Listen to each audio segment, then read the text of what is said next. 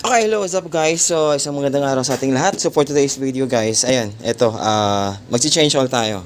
Ayan o, makikita nyo, mayroon akong oil dito, mayroon akong filter, and yan, mayroon akong additive.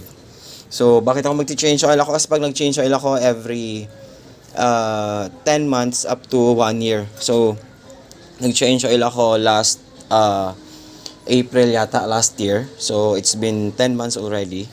So, pwede na akong mag-change oil. And ako, yung ginagamit ko kapag nag-change oil is talagang fully synthetic. Ayan. You know, naka-fully synthetic ako once a year. Once a year ako mag-change oil. Yung iba sinasabi, dapat every 6 months or ang iba sinasabi pa 3 beses, yung iba sinasabi every 3 months. So, yung sa akin, once a year ako mag-change oil. And so far, sa tagal ko nang may sasakyan, dati yung ginagamit ko EK pa. Ganun din, once a year din ako mag-change oil and wala pong problema. Yung ginagamit kong EK dati, minsan nag-change oil ako, minsan hindi pa fully synthetic, yung semi-synthetic lang. Pero so far so good naman, wala pong problema, smooth pa rin yung andar ng makina, and wala akong na-encounter na problema, ano. And yung sa akin kasi, yung sasakyan kasi ginagamit ko, hindi nga ako makaabot ng, or let's say 3,000 na ako. In 1 year na po yun, 3,000 kilometers lang yung tinatakbo ng sasakyan ko. So, yun lang. Kaya ako nag-change oil ng once every year.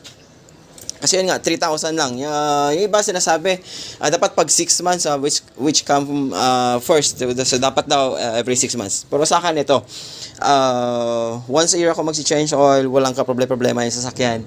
Pero magkaiba-iba tayo kasi yung iba kasi halos ginagamit pang malayuan talaga. So pagka ganun, kailangan mo talaga mag-change oil maybe twice a year.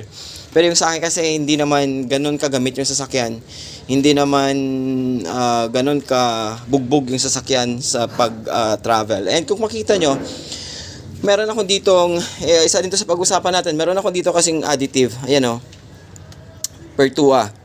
Okay, so maliban sa fully synthetic na oil, yung ginagamit ko dito, gumagamit talaga ako nito.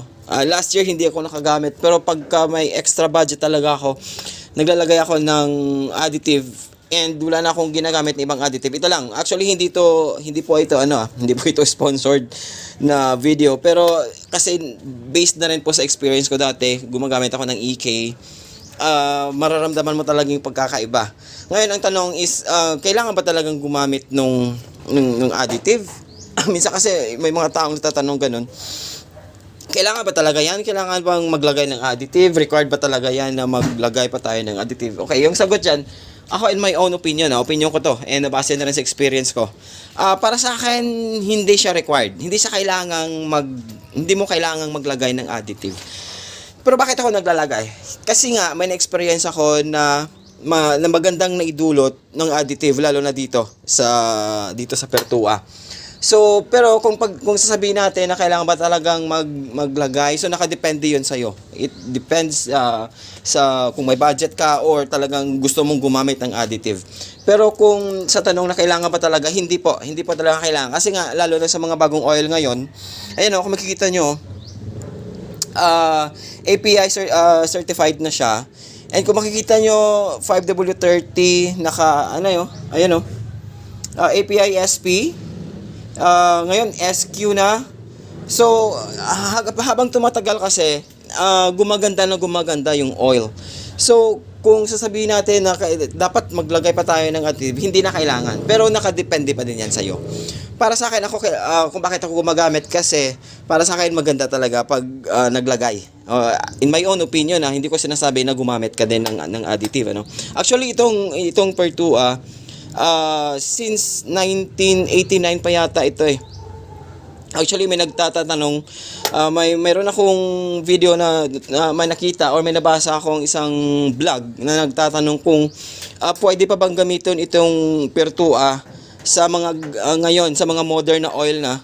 Actually, based naman kasi sa statistics nitong Pertua, pwede mo siyang gamitin kahit sa mineral oil or semi-synthetic oil or fully synthetic, pwede po siya. So para sa akin walang ka-problema.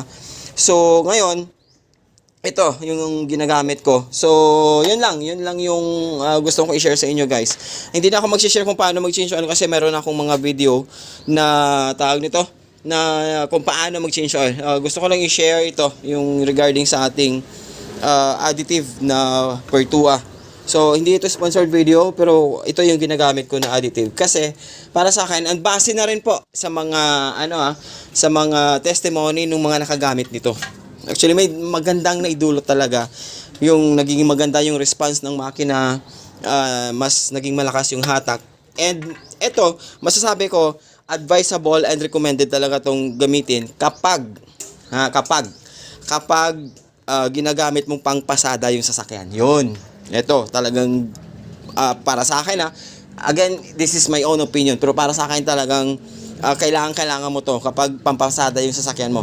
Pero pag private, personal use, pwedeng hindi, pwedeng gumamit, nakadepende na yan sa inyo. So ayan, ganito ako mag-change oil. So ito, bagong oil din to, gusto kong subukan. Ito, Motion na 5W30 fully synthetic, formulated in Singapore. Dati gumagamit ako nung X-Tier ng Hyundai. Pero ngayon ito gusto kong i-try kasi nakamura ako dito sa Shopee around magkano lang to, nasa 800 lang.